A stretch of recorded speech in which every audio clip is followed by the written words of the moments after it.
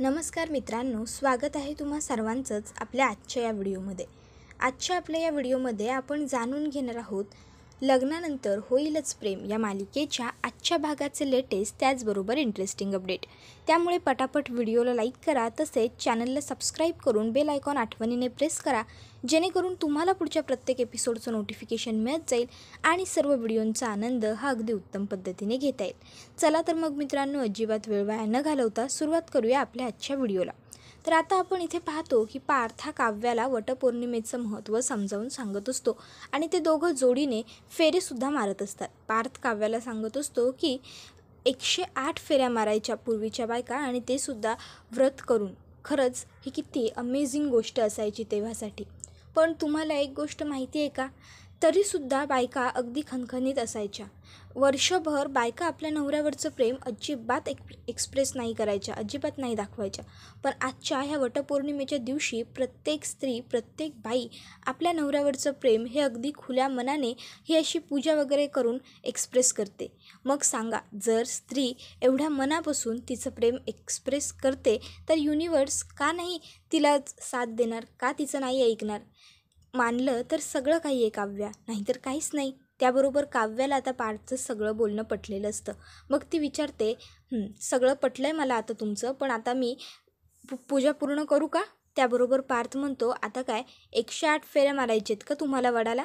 नाही, तुमच्या 7 फेऱ्या पूर्ण झाल्या आहेत. त्याबरोबर काव्या विचार करते की अरे कसं काय? तर पार्थ तिला सांगत असतो, काय आहे ना काव्या, तुमच्या डोक्यात जरी माझा विचार नसला ना, तरीसुद्धा माझ्या विचारांमुळे तुम्हाला कळलं नाही की तुमच्या फेऱ्या कधी पूर्ण झाल्या. तुम्ही मागितलं की नाही ते माहीत नाही, पण मी 7 जन्मासाठी तुम्हाला फेऱ्या मारताना नक्की मागितलं आहे देवाकडे. पुढे पार्थ असंही म्हणतो, तुम्हीसुद्धा पूजा केली आहे, त्यामुळे तुम्हाला जे हवं आहे ते नक्की मिळेल, तुमची पूजा सफल होईल. त्याबरोबर काव्या पार्थकडे बघतच राहते. तर पार्थ हा तिकडनं पुढे निघून जातो आणि काव्या ही सुद्धा त्याच्या मागे मागे तिकडनं निघून जाते.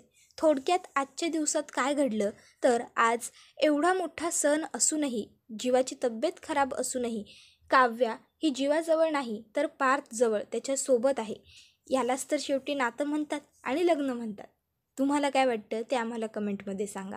तर आता पुढे दुसरीकडे आपण पाहतो की जीवा हा आता शुद्धीवरती आलेला आहे आणि आता नंदिनी ही येऊन त्याच्याजवळ बसलेली आहे. जीवा म्हणत असतो, नंदिनी हे बघ, फार्म हाऊसवर जे काही झालं त्याबद्दल.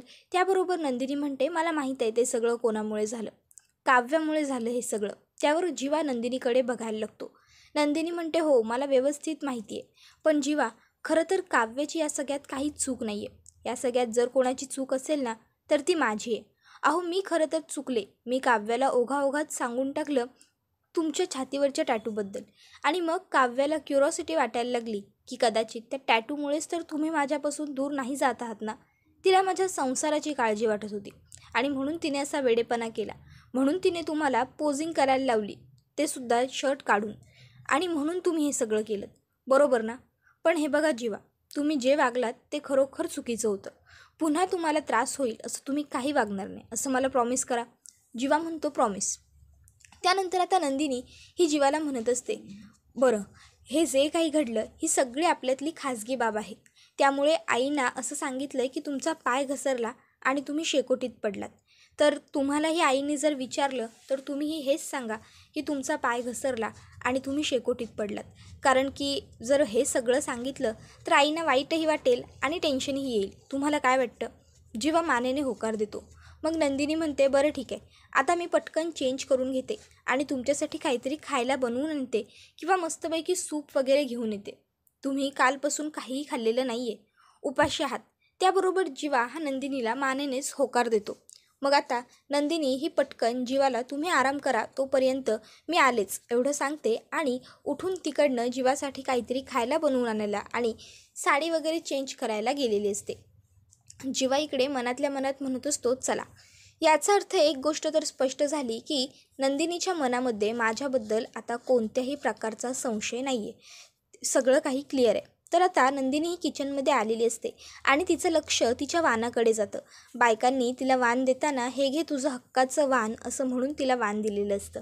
त्याचबरोबर तिला असंही म्हणालेलं असतात की खरंच ही मुलगी अगदी उत्तम आहे, म्हणजे आपल्या नवऱ्यासाठी किती काही करते ही खरं तर त्याची बायको नाही तर ढाल आहे ढाल. तर दुसरी म्हणते आता तिचा नवराही अगदी ढाल असण्यासारखा असेलच, नाहीतर आत्ताचे काही बाकीचे नवरे बायका यांच्यासाठी एवढे उपास तापास व्रत करतात आणि नवरे काय करतात, नवरे दुसऱ्या परस्त्रियांकडे बघतात. मग याला काय अर्थ आहे ग? त्याबरोबर लगेचच एक दुसरी बाई म्हणते हो हो अगदी बरोबर, पण खरंच ही खूप नशीबवान आहे आणि हिचा नवराही की याला अशी बायको मिळाली. त्याबरोबर नंदिनी खूप खुश झालेली असते. बायकांनी केलेलं कौतुक तिला आठवतं, पण एक सेकंदासाठी नंदिनीच्या मनात पुन्हा तोच विचार येतो. जीवांच्या मनात अजूनही ती मुलगी असेल का, म्हणून जीवांनी असं काहीतरी वेडवाकडं पाऊल उचललं असेल का? तर दुसरीकडे आता काव्या ही खूप जास्त टेन्शनमध्ये असते. ती विचार करत असते की आज जीवाला शुद्ध आली तरी अजून मला त्याला भेटायला जाता आलं नाही आहे. आजचा माझा संपूर्ण दिवस हा पूजा पाठ उपास या सगळ्या गोष्टीत गेला आहे. त्यात सकाळपासून काही खाल्लेलं देखील नाही आहे, त्यामुळे पोटसुद्धा आता दुखतंय, भूक लागली आहे, डोकं दुखायला लागलं आहे भुकेमुळे. इतक्यात पार्थ येऊन काव्याच्या मागे उभा राहिलेला असतो. आता काव्या मनातल्या मनात म्हणत असते, त्यामुळे पार्थला काही कळत नसतं. पार्थ विचार करतो, ही फिस्कारणारी मांजर फिस्कारण्याच्या मूडमध्ये आहे का, बोलू का हिच्याशी की नाही, नको नाही जाऊ दे बोलतोच असा विचार करून आता पार्थ हा काव्याबरोबर बोलायला तिला हाक मारणार इतक्यात काव्या मागे फिरते. दोघंही थोडे डचकतात. काव्या म्हणते सॉरी सॉरी सॉरी. त्याबरोबर पार्थ हसूनच तिला इट्स ओके असं म्हणतो. त्याबरोबर काव्य आता पार्थला म्हणते बोला. त्याबरोबर पार्थ म्हणतो अहो बोला काय बोला, तुम्ही जेवायला खाली का नाही आला? काय मस्त जेवण होतं, तुम्हाला काय सांगू. मस्त टोमॅटोचं सार, आमटी, मटर पनीरची भाजी, भात, वा वा वा काय उत्तम स्वयंपाक होता. त्याबरोबर काव्या पार्थला म्हणत असते पार्थ तुम्ही मुद्दाम विचारताय का हो मला जेवायला का नाही आले म्हणून? त्यावर पार्थ म्हणतो मुद्दाम का विचारू, मी खरोखर तुमची जेवणासाठी वाट पाहत होतो म्हणून मी विचारलं, आणि तसंही मी जनरली विचारलं. त्याबरोबर काव्या म्हणते पार्थ आज माझा उपवास आहे की नाही वटसावित्रीचा? मग त्याबरोबर पार्थ म्हणतो ओ अच्छा हां हां उपवास आहे, पण मग हा उपवास रात्रीचा सोडलेला चालत नाही का? त्यावर काव्य आता पार्थला सांगत असते की नाही, हा उपवास रात्रीचा नाही सोडत, मी पहिल्यांदा करते तरीसुद्धा मला सगळं माहीत आहे, समजलं. त्याबरोबर पार्थ म्हणतो अहो पण मग भूक लागली आहे म्हणून उपवास सोडला तर चालणार नाही का, सोडून द्या. त्याबरोबर काव्य म्हणते की नाही अजिबात नाही, मी भूक लागली आहे म्हणून अजिबात उपवास वगैरे सोडत नाही. मला कोणतीही गोष्ट अशीच अर्धवट सोडण्याची सवय नाही आहे, मला कोणतीही गोष्ट पूर्ण करायला आवडते, समजलं, म्हणून मी असं अर्धवट काहीच सोडत नाही. त्याबरोबर आता पार्थ म्हणतो हो का, तुम्हालासुद्धा कोणतीच गोष्ट अर्धवट सोडायला नाही आवडत का?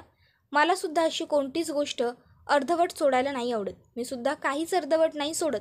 त्याबरोबर लगेचच आता काव्या ही म्हणायला लागते की म्हणजे, त्यावर पार्थ सांगतो अहो म्हणजे कोणतंही प्रोजेक्ट किंवा कोणतंही चित्र किंवा कोणतंही नातंसुद्धा. काव्या म्हणते पार्थ आता इथे नात्याचा काय संबंध आला, कुठून आला? त्याबरोबर पार्थ म्हणत असतो की अहो मी जस्ट एक सहज जनरली बोलून गेलो, पण मला काय म्हणायचं आहे, तुम्ही उपवास सोडू शकता ना, सकाळपर्यंत तर तुमचा विश्वास नव्हता की या सगळ्या गोष्टींवर, मग आत्ता कशाला उपवास करताय? त्यावर काव्या म्हणते नव्हता ना विश्वास, पण सकाळी तुम्ही एवढं मला मोठमोठ्या भाषेमध्ये एवढं सविस्तरपणे प्रस्तावने सकट सगळं समजावून सांगितलं की नाही, युनिवर्सकडे आपण मागतो मग युनिवर्स आपल्याला देतं वगैरे वगैरे, सो मग आता म्हणून मी माझा उपवास पूर्ण करते, समजलं. त्याबरोबर पार्थ म्हणतो अच्छा असं आहे का, बरं, पण काव्या भूक खूप लागली असेल ना तुम्हाला आता? त्यावर काव्या म्हणते हो ना लागली आहे. पार्थ म्हणतो मग मी तुम्हाला एक सजेस्ट करू का? काव्या म्हणते टोमणे न मारता बोला. पार्थ म्हणतो मला काय वाटतं दुसरं काहीतरी चालेल का? त्याबरोबर काव्या काही उत्तर देत नाही. पार्थ म्हणतो फिस्कारणार नसाल तर विचारतो. काव्याला आता आणखीन राग येतो.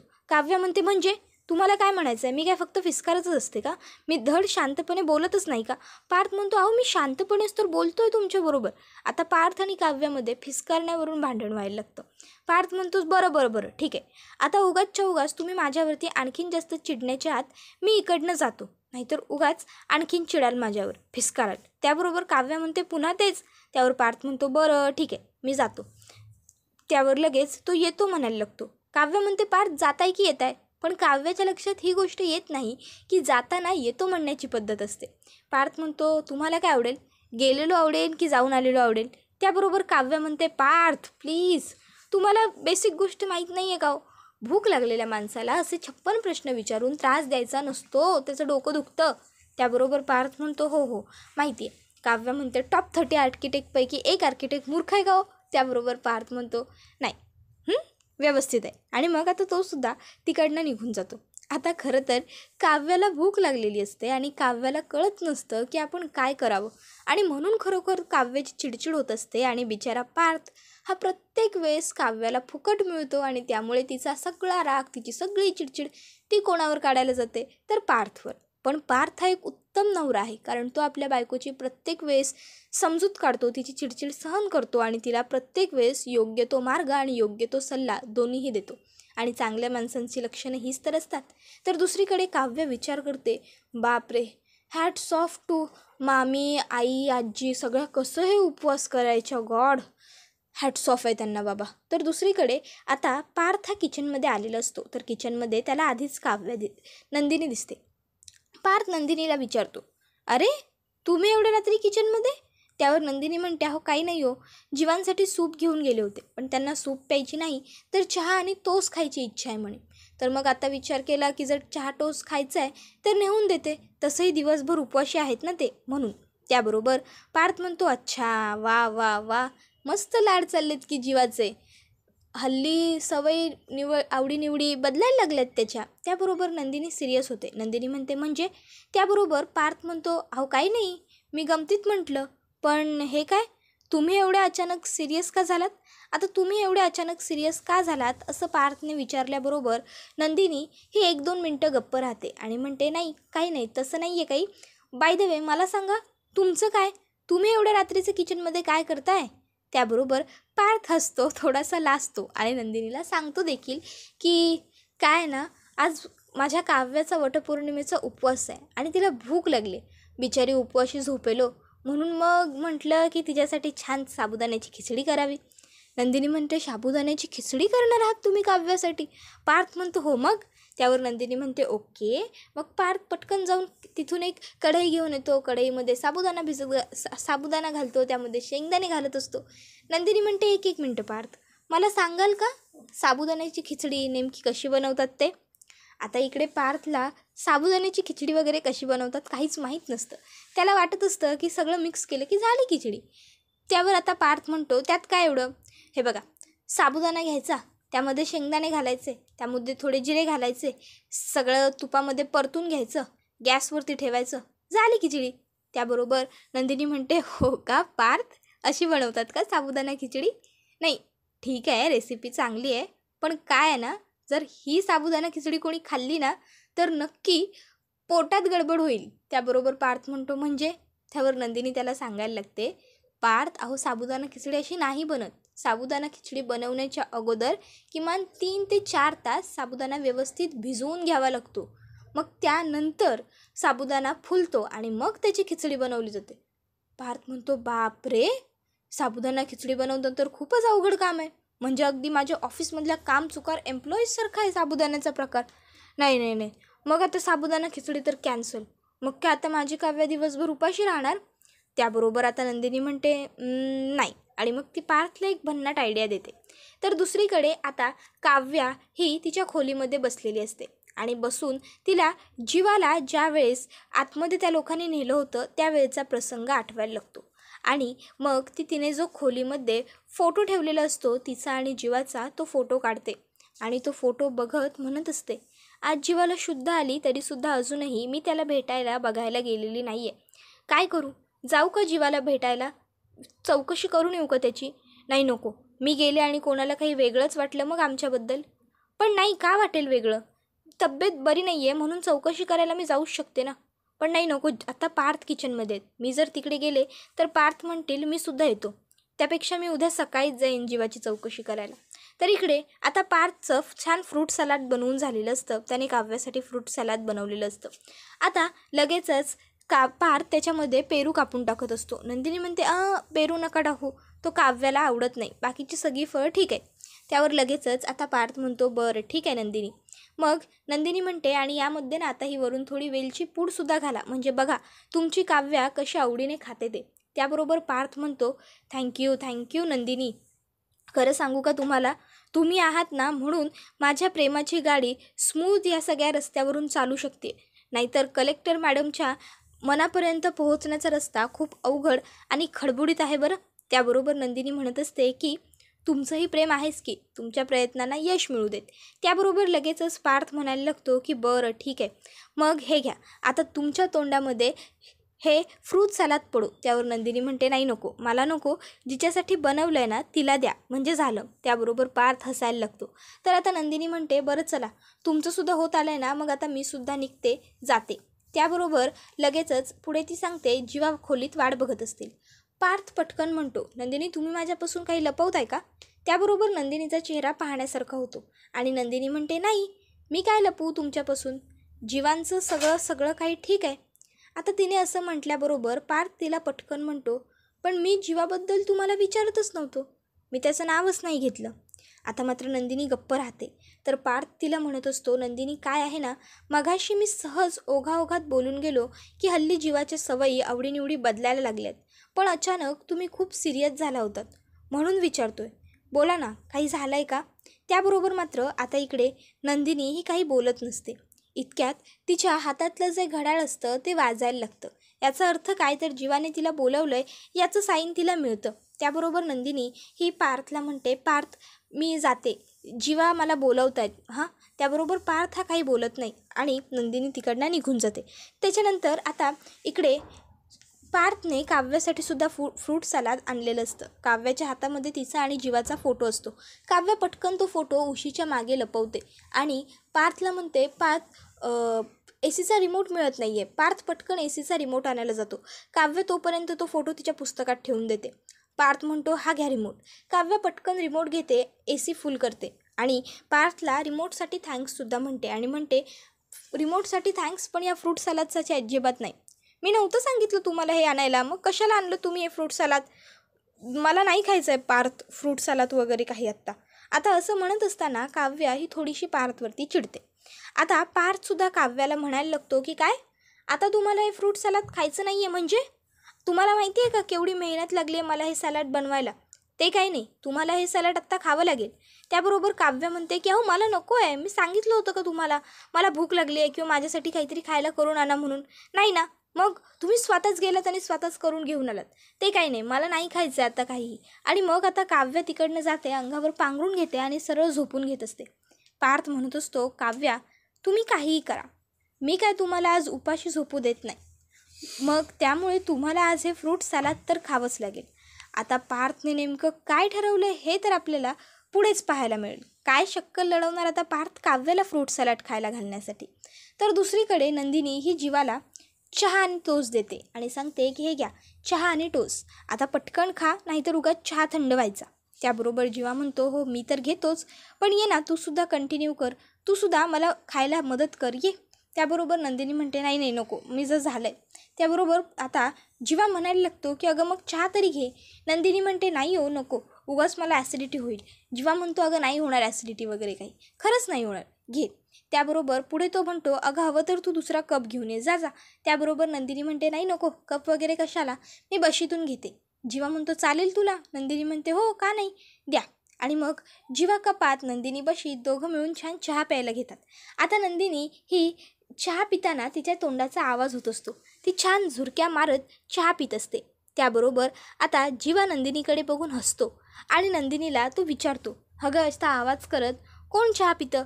त्यावर आता जीवाने असा प्रश्न विचारल्यावर नंदिनी जीवाला सांगत असते हो तर मग तुम्हाला माहीत नाही आहे का, ज्यांचं मन साफ असतं ना ती लोक असा आवाज करून चहा पितात. जीवा म्हणतो उगाच काहीही बोलशील ना नंदिनी, काहीही सांगतेस. त्यावर नंदिनी म्हणते अहो मी नाही काही बोलत आहे, मी खरं तेच सांगते तुम्हाला. ज्यांचं मन साफ असतं असं म्हणतात ना, त्यांचाच हा असा आवाज येतो चहा पिताना. खरंच ती लोकच चहा पिताना असा आवाज काढू शकतात आणि जेवताना छान मिटक्या मारू शकतात आणि जेवूसुद्धा शकतात, माहिती आहे तुम्हाला. त्याबरोबर जीवा म्हणतो नंदिनी हे वाक्य तू माझ्याकडे बघून बोललीस, म्हणजे तुला काय म्हणायचं आहे, माझं मन साफ नाही आहे का? त्यावर मात्र आता नंदिनी ही जीवाकडे बघतच राहते. तर दुसरीकडे मालिनी काकू या काव्याला म्हणत असतात काव्या अगं जीवा शेकोटीत पडला हे काही माझं मन मानत नाही आहे, जे काही खरं असेल ते तू मला सांग बरं. अगं जीवाला नेमकं काय झालं होतं हे मला त्याची आई म्हणून कळणं गरजेचं आहे ना, सांग ना काव्या काय घडलं होतं नेमकं तिकडे. आता मात्र काव्या काही बोलत नसते. तर दुसरीकडे जीवाने नंदिनीला जो प्रश्न विचारलेला असतो नंदिनी त्याला म्हणते, खरंच जीवा तुम्हाला माझ्या मनात जे उत्तर आहे ते सांगू? जीवा म्हणतो, हो बोल ना नंदिनी. मग नंदिनी जीवाला म्हणायला लागते, मला असं नाही वाटत की तुम्ही त्या मुलीला विसरण्यासाठी तुमच्या छातीवरचा टॅटू जाळला. तर मला असं वाटतं की तुम्ही तुमच्या छातीवर कोणाचं नाव होतं हे कधीच कोणाला कळू नये यासाठी तो टॅटू जाळला. मित्रांनो, आता नंदिनी आणि जीवामधलं संभाषण सुरू असतानाच हा व्हिडिओ इथेच संपतो.